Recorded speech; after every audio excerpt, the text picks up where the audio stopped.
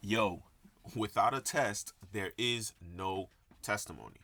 Without a test, there is no testimony. That's actually a quote that I heard, and I'm actually going to dive into that topic for you guys so that one, of course, you get a much better understanding of it, but you also start to really shift your mental models and how you're really viewing everything, right?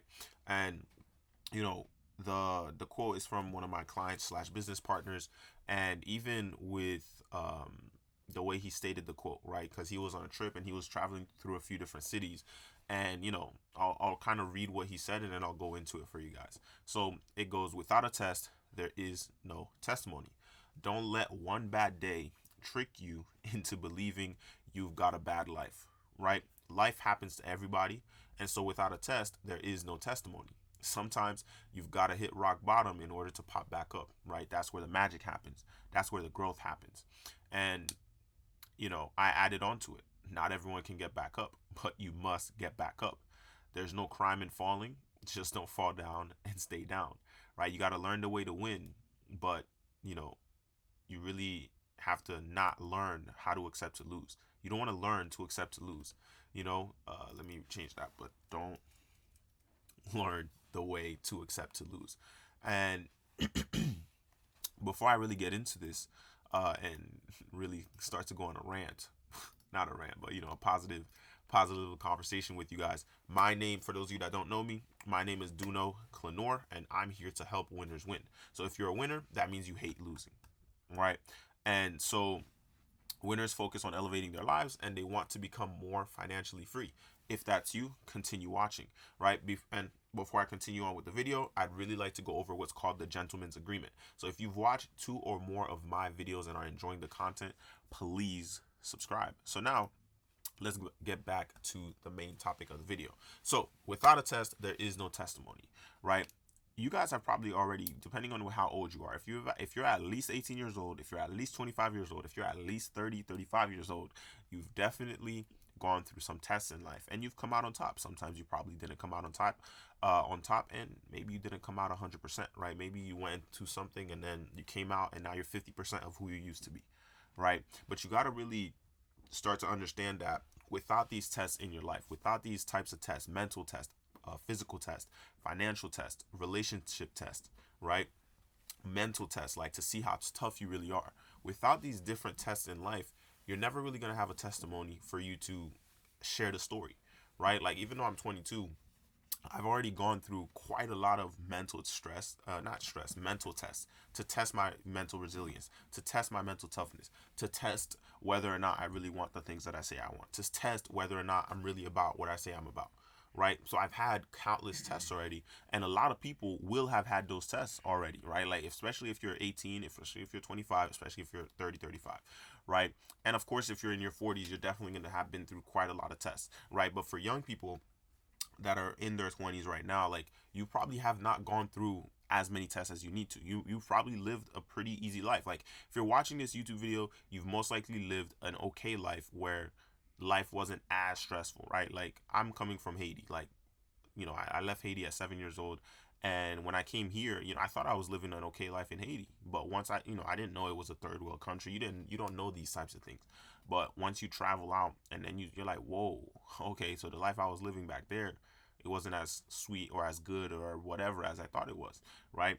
And so it's it's these things where you really start to have different experiences that really that shift and completely sometimes even wreck your mindset, right? I remember when I was 11 years old, right? I was riding my bike and I saw somebody doing no hands going down the street, and I was like, huh, I could do the same thing, right?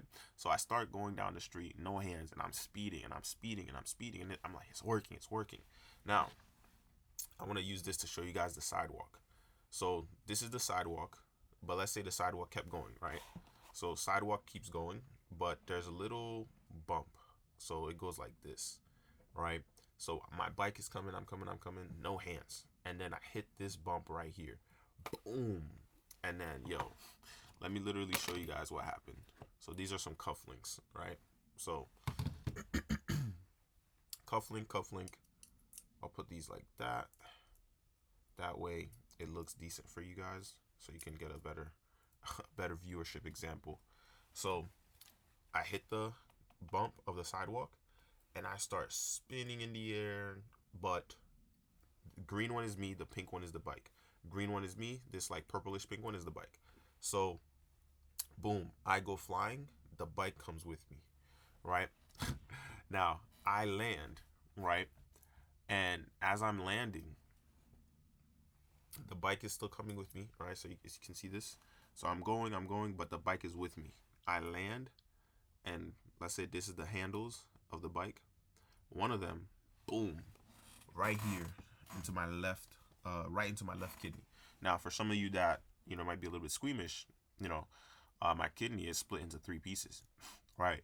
And when that happened, I was like, whoa, like I didn't know that's what happened. You just feel pain. You don't know exactly what's going on.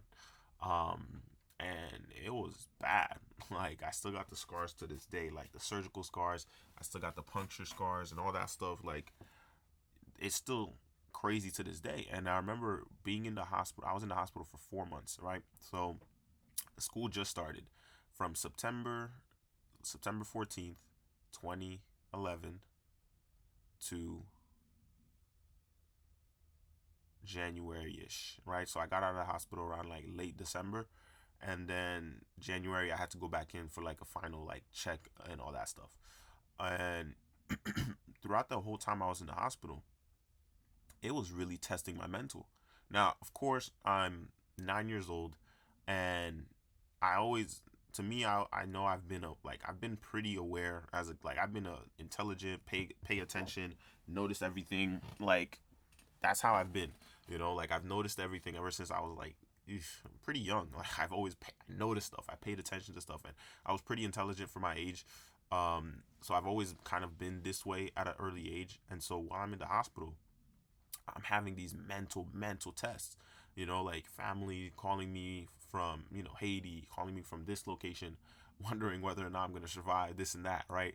And you're hearing, and me being 9, and I can understand every conversation. So the church would come in, and it's not everybody, but people from the church would come in. They would pray, they would talk, this and that, and I'm over here like I remember the first night ish, first second night I was staying at the hospital.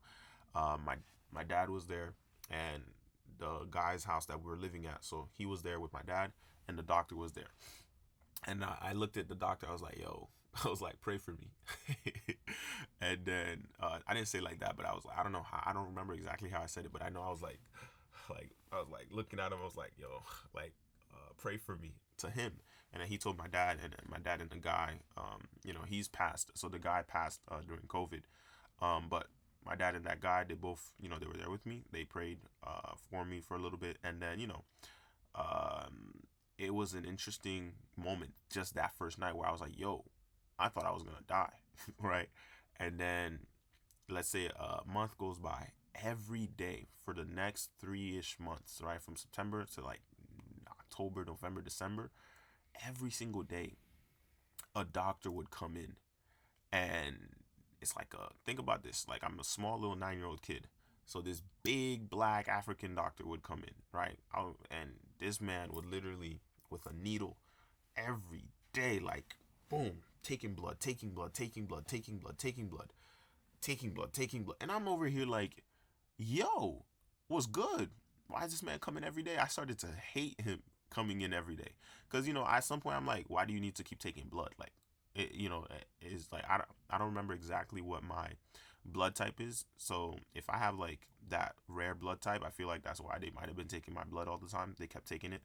Um, but to continue, you know, throughout that whole time in the hospital, my mental got stronger. Like my let's say my conviction for things started to really form, because I was like, yo, I never want to be in this situation again. I never want to put my parents in this situation.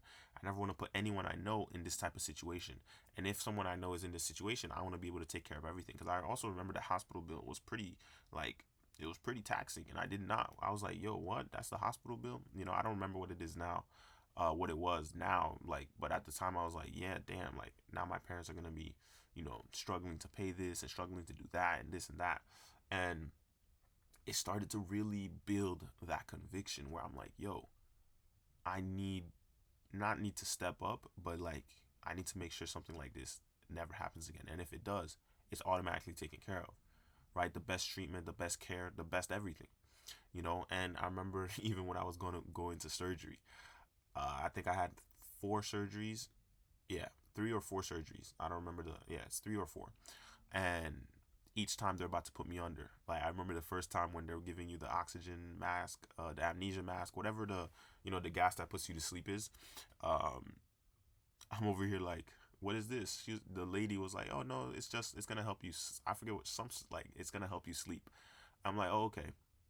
And then she put it on me, and then I'm over here relaxed, like, and I'm looking at them, and I'm like, I'm like, yo, what's going on? Like, I'm like, this gas, it stinks, it tastes bad, and I'm like, think about this, right? A 9-year-old kid, right? So I'm over here like, it's dying, it stinks, like it tastes bad, and I'm over here like on the table like bugging out, right? And that's the last memory, and then I wake up, and then I'm like, oh, what happened? Like, because you literally don't. Like, I think you don't even. I don't even think you dream when you're in that state. So literally sleep, like, and then I wake up, and then they're pushing the hospital bed around the cart. Not around the cart. They're pushing the hospital bed around the hospital. The mobile bed, and I can like every little. They have like the little rivets on the in the hallways, right? That like splits the hallways. So every time the wheel passes on one, boom, boom. So I'm like I'm feeling every time it happens, my entire body is tweaking, and I'm over here like, yo, like what's going on? And then I don't know if I lifted my shirt or whatever I did, but I saw a row of staples. I'm over here like, like, yo, what is this? What is this? Like, man, but there's so much more I could tell you guys about. I had my favorite nurse and this and that. We had like, and the hospital treatment was good, right? I'm not gonna, cause, well, if something like that happened to me in Haiti, I know the care that I would have gotten would not be the same. So I know I had good treatment in the hospital, and I mean, we had a PlayStation in there, an Xbox in there, a Wii in there, but I remember when I was first getting back on my feet. So think about this. I spent about 2 months and a half um, in bed, maybe more, right? And this is, for some of you, if some of you are probably wondering whether or not is this still on topic. Yes, this is still on topic. Like throughout the hospital, there was the children's room or the playroom, whatever this room was. And when I was finally allowed to, like, they were like, "Yo, do you want to go see the room, the playroom or whatever it was called?" I was like, "Sure, yeah." So I get out of bed, but it's been months, like weeks, months since I walked.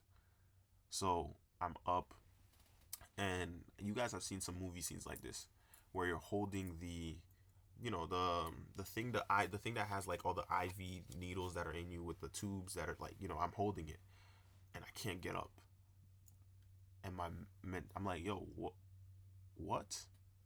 Why I can't get up right now? What is this? Like, am I not the same person as before? So at this point I'm thinking like, am I gonna be like this forever, right? And then like I'm starting to get, at this point I'm 9 years old, but like when I'm telling you, like I'm thinking about everything. So at this point I'm like, you know how you're not crying but you're about to cry, so you feel the tension around your face, and your sinuses start acting up, and I'm over here like I'm getting and it's not sadness, but it's about to be tears from anger, and it's anger at myself not being able to walk, but tears never came out. But you know I'm about to get angry. I'm getting angry at myself for not being able to walk. Then I'm starting to be able to walk now, and I'm taking steps. I'm taking steps. I'm taking steps, but I hear other kids in the playroom. So I'm like, ah, damn. And I'm thinking it's like kids that are outside, not kids that are also in the hospital. So I did not want to be seen. I was like, yo, I can't be seen in this state. I'm gonna just go back to bed. And I go back to bed, and I'm just like, that I spend that whole time thinking to myself, like, man, this is such a dog situation. Like, this is a doggy, terrible, whack, messed up situation. I never want to be in this situation ever again. And I understand accidents happen, things like that happen, But I wasn't referring to being in the hospital. It was the mental situation. It was that mental weakness where I was like, yo, what is this? Why am I not able to be who I am? Why am I not able to behave the way I want to behave? Why am I not able to act the way I want to act? And as I'm telling you guys, this is the first time I'm telling anybody this story. And think about this, I'm putting it on YouTube, right? I've never told anybody this stuff before. And so, if you're still watching this video and you're at this point, congrats to you. Keep watching, because I'm gonna keep diving into more and more stories, especially in more videos. Because as like literally, how memories just come out of nowhere. So I'm literally remembering this stuff as I'm telling you guys. And at this point, I'm still in the hospital, and I remember the first time the doctors came to pull out the staples. Man, this is after the first surgery, and they come to get the staples out. It was two female doctors, and one of them was holding me down. I'm like, what's about to happen? She's like, oh no, you don't gotta worry about nothing. She's just gonna take the staples out. I'm over here like, okay. And the every other day, it will be a different person that would come and stay with me. Whether it's my mom, whether it's my dad, whether it's my um, one of their friends, someone. They would be every other day. Someone would come spend either the night with me or something, right? Not all of them would spend the day. Some of them could spend the whole day, but everybody's got work and stuff like that. So majority of the time, I'm up, I'm by myself. Right now, sure, there's video games for me to play, but I'm still up here, like thinking about everything, thinking about life. And I'm not gonna say contemplating. No, I never thought about dying at once. And I'm not gonna say the S word, the unalive yourself word. I never thought of. That's the one thing I never have put myself in a situation. I've never been in a situation where I've thought about that stuff. Like honestly, which that's something I'm kind of proud of myself for. I never considered that as an option for anything ever. But the day that they were taking the staples out the first time, yo, the lady comes in and she holds me. The first one, so it's a black lady and a Chinese, Asian, Japanese. That's what she looked like. So the first one was black. The next one that's gonna take the staples out, she Chinese, Japanese, Asian, right, of that culture. And I could hear the different accents. She's like, "Oh no, don't." The black one. "Oh no, don't worry. I'm just here to support you if you need something, right?" You're a kid, so they're not gonna be like, they're gonna take these staples out and it's gonna be a lot of pain. They didn't say nothing like that. And so now she's holding me down, and then the lady that was my parents' friends, she's standing in the corner, just she's watching. What are they about to do? Yo, literally, they are ripping these staples out of my abs. Literally, it's some of you, if you see my fitness content on Instagram, if you ever see me shirtless, you might see a scar right. It starts like, it's literally right where your abs would be, but it's like a little bit under the starting point. So after my first two abs, it starts right under the next set. Yeah. So, anyways, that and this ab story, yo, hopefully there's no girls watching, but for the guys watching, if you have scars, girls love them, and if you have a story behind the scar, girls love it even more. And then if you let them touch the scar, I don't know what happens up here, but it's interesting that girls like scars on guys, and I have some stories about that stuff with the scar as well. I think some of you will laugh if you're still listening, but let's get back to the main point of the main story. So they're ripping this. Now I'm telling you, like, think about having a staple, but it's not like a normal staple. It's a surgical staple, and they're like yanking it, and I'm over here like like screaming. I'm screaming. I'm like, knock me out, like you guys did. Like I'm like, knock me out, take these staples out, knock me out, right? Yo, every time it's just, and you can hear it, right? It's like, taking a staple out, and I'm like, like, bro, it's like literally I could count. It was like at least 20 staples, like lined up. So it's with a staple remover, like a big staple, like. And I'm over here like, damn, like screaming. I'm not crying. Like, you're not crying, but you're in pain, right? So you're screaming in pain, but there's no tears. So it's like, I feel like that's the worst type of pain, when you're in pain, but you can't cry or you're not able to cry. So I'm just screaming while they're ripping these staples out. And there's stuff I'm not gonna talk about, because I had tubes, like I had a tube in my nose that went all the way to my stomach. I had a pipe coming out of my like kidney that had like a little, there's more like I had tubes on me and all that stuff. So it's like, and I don't want to go into detail to get you guys all squeamish and all that stuff if some of you are squeamish. But if I see comments telling me to go into more detail about this stuff, I'll probably do it in another video. But they're ripping these out, and every tube, IV, everything like in my nose, like the thing was literally like this on my face, so everything is moving every time I'm shaking, and yo, it was bad. And when they were done, I could breathe, and I'm sitting there, because you could control your bed, so because like it's either laying down or sitting up. So now they're gone, and everyone's in. The lady, she was like, stop, stop, like the lady that was staying with me, she was like, stop, stop, he's hurting, he's crying, nah. And she's like, oh, like she's crying and I'm screaming, and bro, it was a situation. But it's like throughout that entire time in the hospital, it was a test, and it was a mental thing that literally had, I'll say it's a trauma I didn't remember until right now, right? But it put me, I know that my mental strength and my stubbornness, my ego, overconfidence, and all this stuff, I know it comes, that moment built some of it, because that was like, let's say life wise, like life and death wise, that was my lowest point, right? At one, like, I don't think I've ever been in a worse life and death type of situation before. I don't even know to this day if my kidney is still there. I think I've asked my parents and they've told me the answer, but I forget whatever their answer was. So to this day, I don't know if this kidney is still here.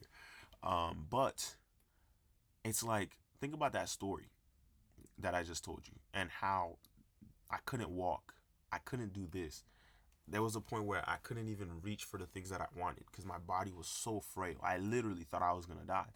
And so I'm like, yo, I'm thinking of, what am I gonna do with my life? Who am I gonna be? What am I gonna be? What am I gonna become? And I'm 9 years old thinking about this stuff, right? And I'm over here like, I'm starting to think like, my parents, they wanted me to be a doctor. They wanted this, they wanted that. And I'm over here just thinking and thinking. And then you have so much time to think, because think about this. You're 9.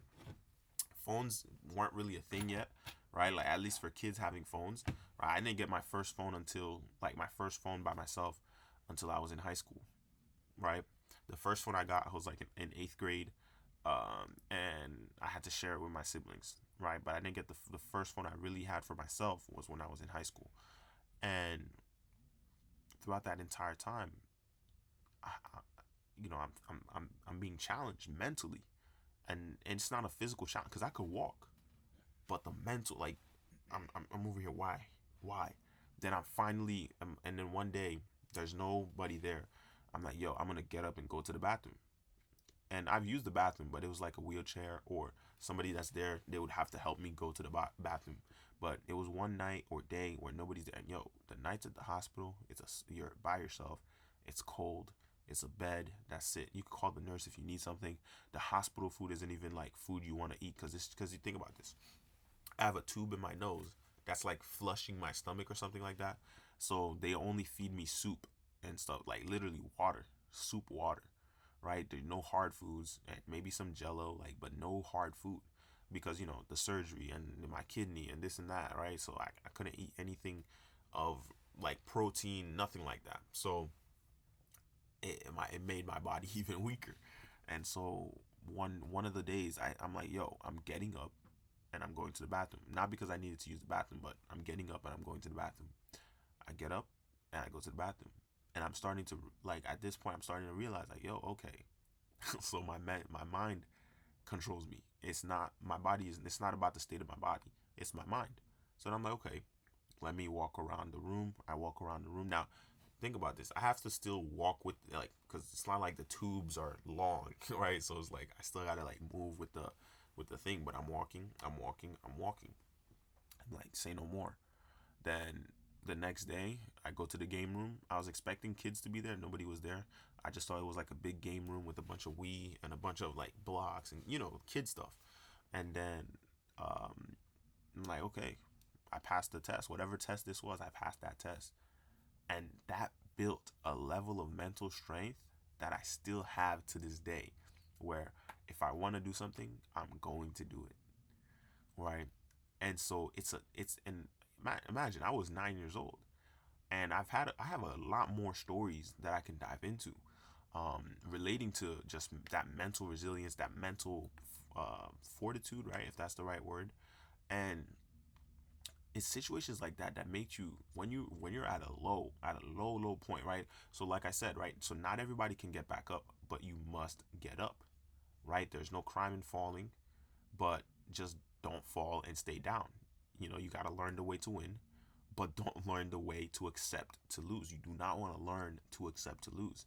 And a lot of times nobody cares, right? And so it's up to you to work harder with all of this stuff, right? And now I'm gonna segue into some comedy for you guys, and then I'll bring it back. So with the scar, I cannot tell you what it is, but anytime I've told a girl that story, all of a sudden, it's like, oh my god, like, like they just want you more. It's interesting, but they just want you more. I don't know why. I'm not telling you to go get scars, right? But if you have like natural scars, like I have a lot of scars from just me doing stupid stuff as a kid, from the bike accident, from falling off a tree, from basketball, from soccer. Like, I've got scars, like, you know, and yo, there's one girl, I was telling her the story, and yo, this story is the story I tell everybody. Literally, I tell all of them this story. But this is also why I got really good at telling stories, because you start to add more emotions, you start to be more descriptive, you start to really, you're not just giving details, but you're giving details to bring out a certain emotion. So I'm always like, yo, wait, you're not squeamish, right? No, I'm not squeamish. You guys who know, you know how it is, right? I'm not squeamish. I'm not that. I'm like, okay, fine. I'll tell you the true story, right? Like, I'm like, yo, I could tell you the story, but are you squeamish? No, I'm not squeamish. Okay, so I'll tell you in detail. So I'll go into detail. I'm like, yeah, the the I flew with the bike, and the handlebar, it got me right there, scars there, all this and that. Like, oh my god, like, and it's always funny to me, because I'm like, really, like, there's not one person who has a different reaction to the scar, to the story. And then they're like, can I touch it? And then I'm like, yeah, go ahead, it's right here. And then the moment they touch it, I don't know what it is, but it's like a switch inside of them where they're like, of course I have a good looking body as well, so it's like, duh, right? I have to laugh at me saying some of this stuff, but I really hope you guys are enjoying the video so far. And before I continue into segueing into the next story, and really the next points, and it's still interesting to me that I'm sharing all these stories with you guys, and I'm 22 still, right? Think about that. But we got to talk about the outfit. So, outfit of the day is pretty clean. I don't know if you guys are liking the outfit, but we've got a crispy blue suit. I love this tie. It's like a silver, it's like a gray, it's like white-ish, and then you got the nice teal slash aquamarine blue that's going through, and then you got the tie clip. It's silver with a black gem, and then we got a matching pocket square, but the pocket square is inside out. So this side of the pocket square is darker than the tie. The other side is the same tone, but this side is darker. So I just wanted the kind of like a little bit of a contrast. But today I wore it with my brown and the blue face watch. Excuse me, but I don't know where I put the watch. I think I left it in the car. But you could also rock it with the black, as you can see. I also wore brown shoes with the blue. I wore all blue brown shoes, but you could also wear all blue with black shoes. You could also wear black pants. You could also wear a different shade of navy blue pants. You could also wear white pants. You could also wear tan pants with this outfit. It will still look clean. It will still look clean with the brown shoes. It will still look clean with the black shoes. You guys do as you wish, but as you can see, it's pretty clean fit. But yeah, let's continue with the video. So you really start to understand different sides of life, different sides of these things, and it gets you thinking, and it's like you wonder why things work the way they do, you know. You wonder why we're put through these tests, through these trials, and through these, tribulations, your financial lows, your mental lows, and it's all necessary, even physically. Like, even with the scar, that's one of the reasons I got in the gym too, right? Because I never wanted to feel that weak. I never wanted to, like, I wanted my scars to mean a scar. Like, people have mental scars, but when you have a physical scar that literally your life could have been over, it's a different ball game, right? And I still ride bikes, like my parents were talking about, oh yeah, you're never gonna ride a bike ever again, parents, right? But I'm like, no, I told the doctor I'm gonna ride another bike, and I'm gonna get on a skateboard. I'm gonna do this, I'm gonna do that. I'm gonna get on skateboard, scooters. I'm not, he's like, cause he was trying to see like, oh, are you afraid? No, I'm like, no. Me being cocky, I'm like, no, right? Of course I was afraid, but I don't remember when I finally got back on a bike, but when I did, I did.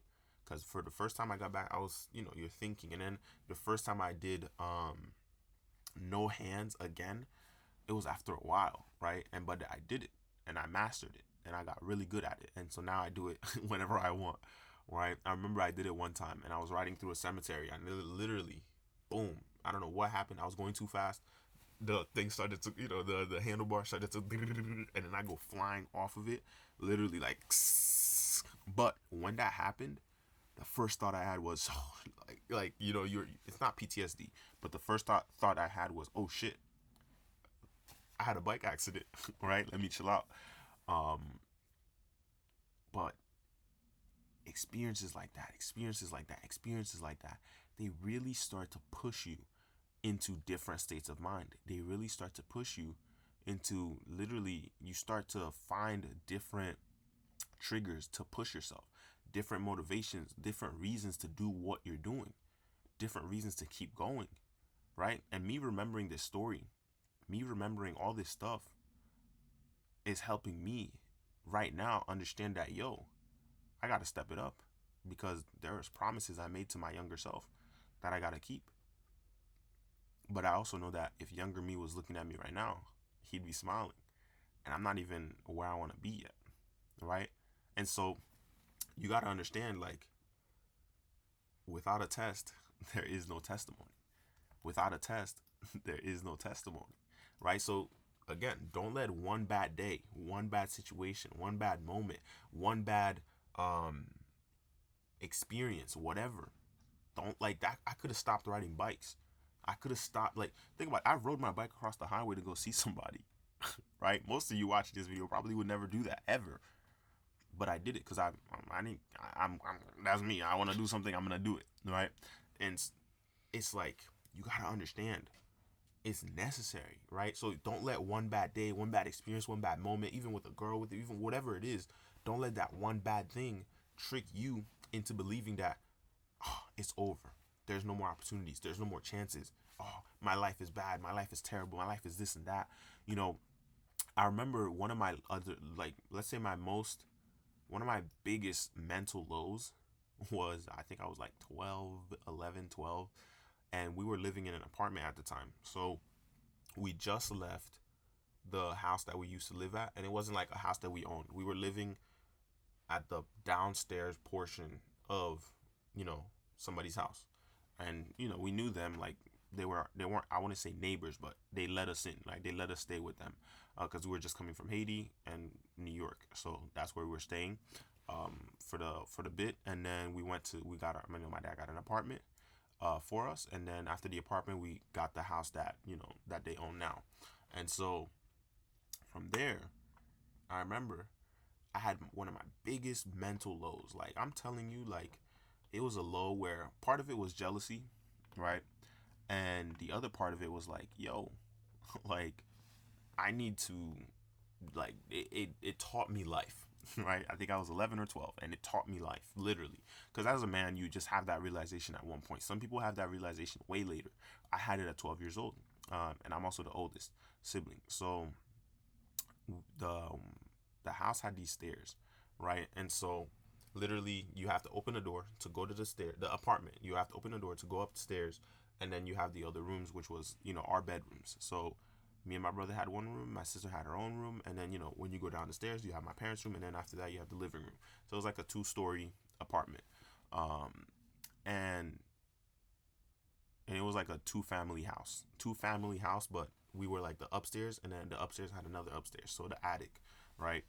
But to continue, it, I don't know what happened. I don't remember exactly what happened, but I remember why. I was like literally in my low, and I was sitting on the steps, and I literally teared up. Just I started thinking about the worst things. I was like, yo, my life is so miserable. My life is this. My life is that. Literally bawling my eyes out, and I'm just like, yo, like, what is this? And think about this. I'm like, you know, I have 2 parents, food to eat all like. You know, I'm not gonna say all the time, but it's like, you know, you have food to eat that you could just heat up and make food and this and that. So it wasn't like I was in a bad situation, but you know, I was comparing myself to other people. I was comparing my family to other families.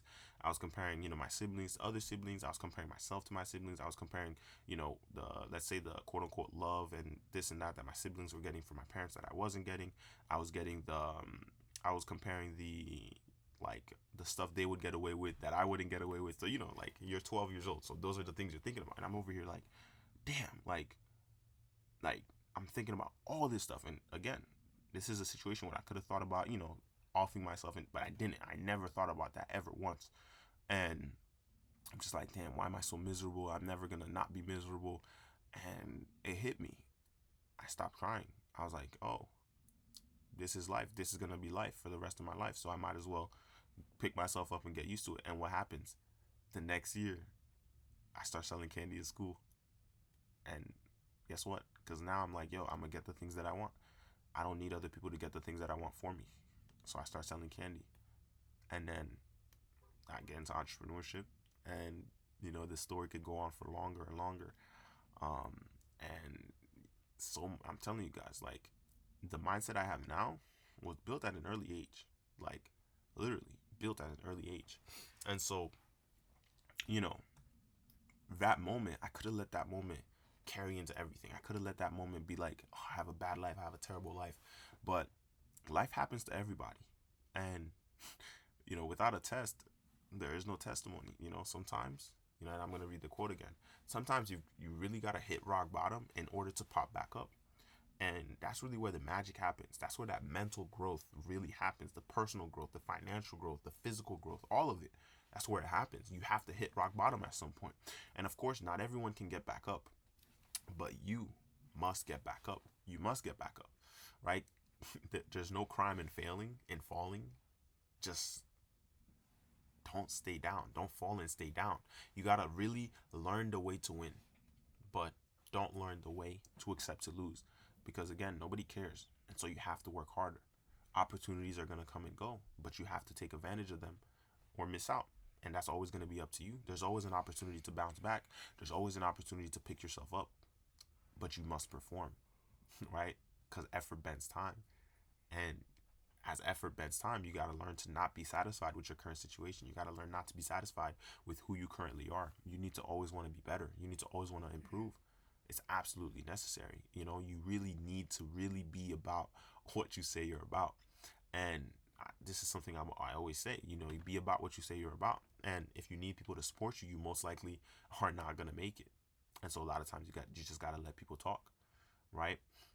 And so this whole process, you know, it's supposed to be painful. You know, your ability to act and how fast you act is going to really determine how fast results come for you mentally, physically, financially. And, you know, this whole process is not supposed to be easy, and it's supposed to be painful, right? But it just has to work once. You just have to get through it one time. And now you've built the mental strength for if something like that happens again, you know how to get through it, right? And understand this, no one will ever truly see how hard you work, but they will see how good you get. They will never see how hard you work, but they will see how good you get. And doing anything great requires tremendous amounts of energy being spent. And so you really got to love the fact that you get to build yourself like you get to build your business. This is something you guys probably heard in a lot of videos recently that I've made. You know, you really got to love the fact that you get to build yourself like you get to build your business. And this is what it is. This is what being exceptional is about. You must play the game until you die, because you never really win. You just become a winner amongst winners. And so it's your job to become exceptional mentally, physically, and financially. And so I hope this video brought value to you guys. I hope that it taught you something. I hope that it helps you build that mental strength to be who you need to be. And so, with that being said, guys, I hope you enjoyed this video. Make sure, oh, another thing too, before I wrap this up. So, look, guys, if you're tired of your current situation, maybe you're tired of starting business after business and seeing no clear success, or maybe you just want to be able to support the ones that you love, and or make some extra money on the side for vacations, emergencies, etc.